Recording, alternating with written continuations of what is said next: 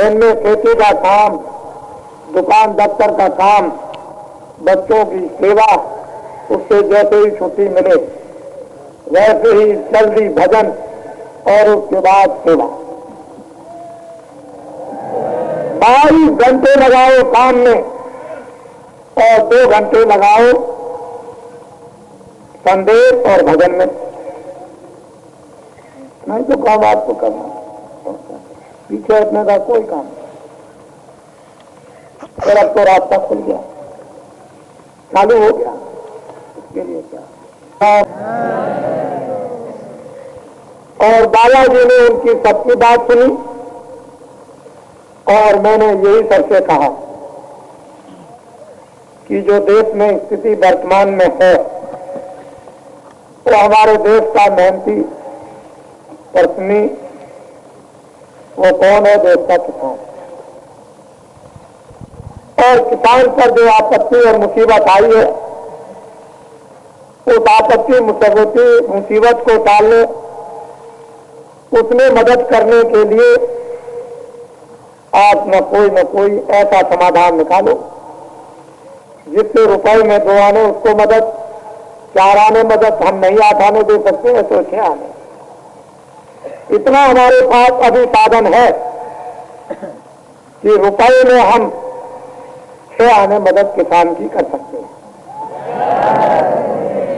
और अगर 6 आने हमने किसान की मदद वर्तमान मुसीबत में कर दी तो किसान को एक सहारा मिल जाएगा।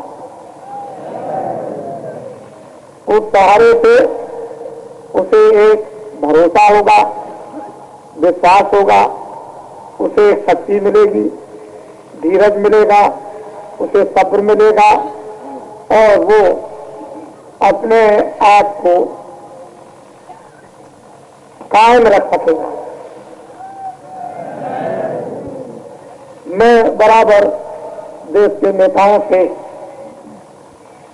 ये बात आग्रह रूप में, मैं कोई उपदेश रूप में नहीं कह रहा हूं, मैं आग्रह रूप में प्रार्थना कर रहा हूं कि हम जनता जनार्दन की तरफ से संपूर्ण भावनाओं का निचोड़ और संपूर्ण उनकी की आवाज, जो सिरसिरी जो आवाज उनकी अंदर से निकल रही, उसकी तरफ का एक चित्र आपके सामने रखता हूं। आप इसको समझो। इस समय पर चुनाव कोई महत्व नहीं रखता।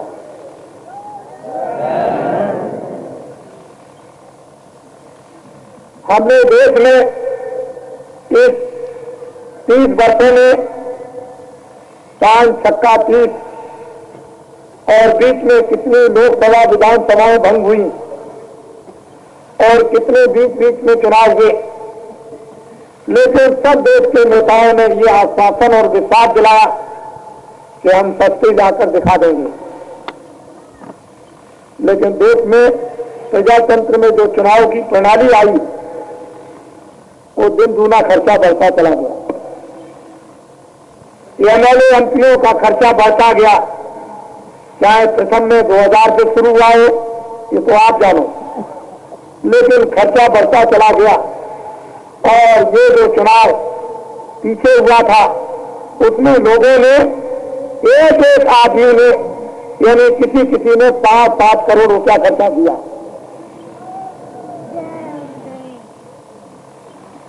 और अब वर्तमान की स्थिति ऐसी है कि कोई लाख पर कुछ नहीं हो सकता, 2 लाख से भी कुछ नहीं हो सकता, 4 लाख से भी कुछ नहीं हो सकता। अब तो आपको बहुत खर्चा करना पड़ेगा, 10-10, 20-20, 25 तरह का आपको इंतजाम करना और तमाम शेख साहूकार लोगों को आश्वासन देना कि हमको दे, हम तुमको मुनाफा और पाएंगे।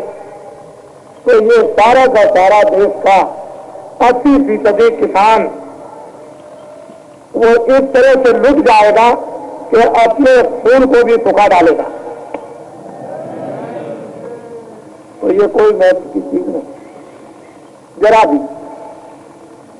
वर्तमान की स्थिति जो ये आवाज लगाती है कि हम लोगों की व्यवस्था ठीक करो। अधिकारी वही है और आप भी वही काम करने वाले, तो व्यवस्था ठीक करो। अधिकारियों से ये अनुरोध किया है कि आप लोग वर्तमान तत्वों के समय में आप योगदान दो। दफ्तर में कोई किसान आए तुरंत काम कर दो, ताकि वो चला जाए अपने खेत में कुछ बो दे, साधन जुटाकर और फिर कुछ सिंचाई करे। व्यापारियों से कहा दुकान पर आए तो कम मुनाफा लेकर तुरंत सामान दे दो, अपने घर में चला जाए। इतना मुनाफा मत लो कि वो सामान न ले सके। जब किसान खेत में अनाज पैदा नहीं कर पाएगा तो और आपकी आवाज उधर भी पहुंचाने की कोशिश कर रहा है। चित्र कला आपने देखा होगा, ऐसा दृश्य आपने मथुरा के इतिहास में नहीं। और लीजिए तब भी कहेंगे कि भाई नहीं देखा। आपको नित्य नहीं चीजें देखने को मिलेगी और देखने का मतलब शिक्षा, और वो वास्तविक शिक्षा है। चाहे किसी तरह से भी याद करा, मुझे तो वो हर तरह से याद करा। आपको ये नहीं कि मैंने एक जाल फेंक दिया है दुनिया में, छोटा और बड़े खेत का। छोटा मोटा उसको कह रहे, छोटी से छोटी मछली होगी नहीं और बड़ी बड़ी मछलियां भी एक फेंक दिया, उसमें है वाला कोई है नहीं।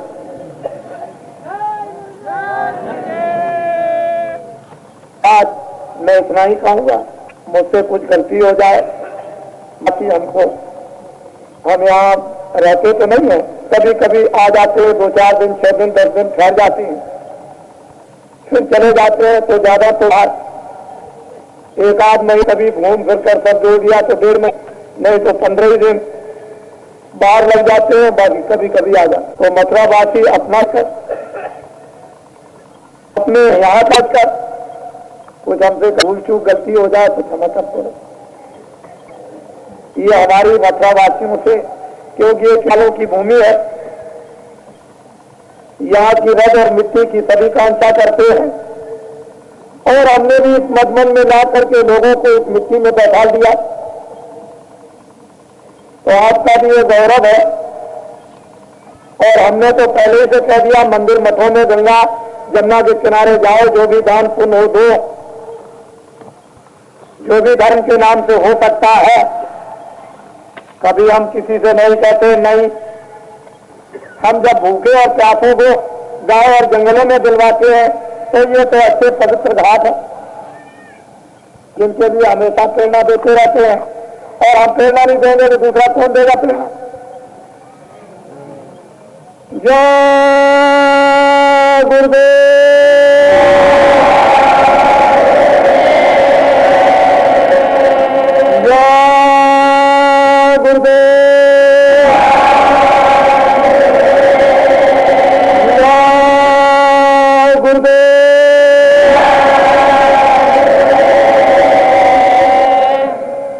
आप लोग सब इस कंपाउंड के अंदर के चुप रहेंगे, जो इसके बाहर अपने अपने टेंटों और मैदानों में पड़े हैं, आगे पीछे अगल बगल में, वो अब की बार जरा जोर से आवाज लगाएंगे ताकि बाहर वालों की आवाज हमारे पास तक पहुंचे। जय गुरुदेव।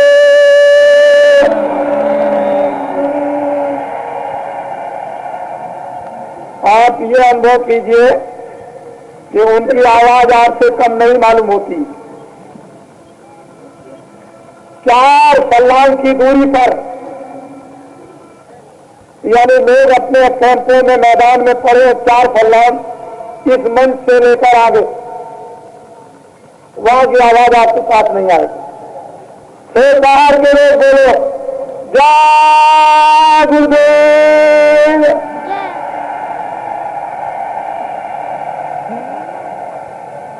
ये देखिए आप, ये है जय गुरुदेव। नाम किसका?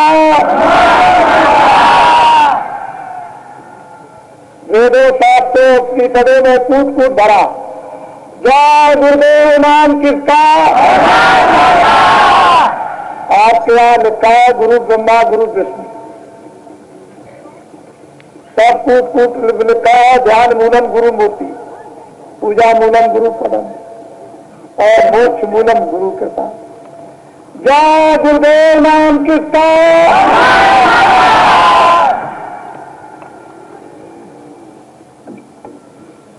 और आप नाटक देखिए,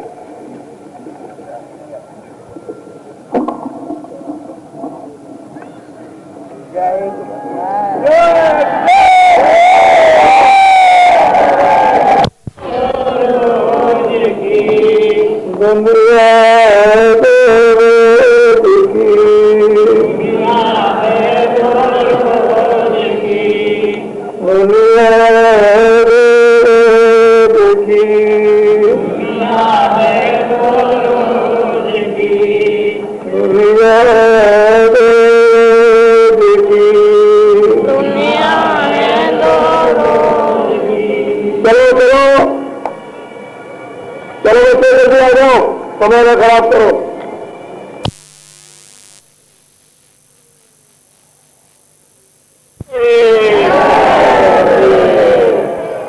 एक प्रार्थना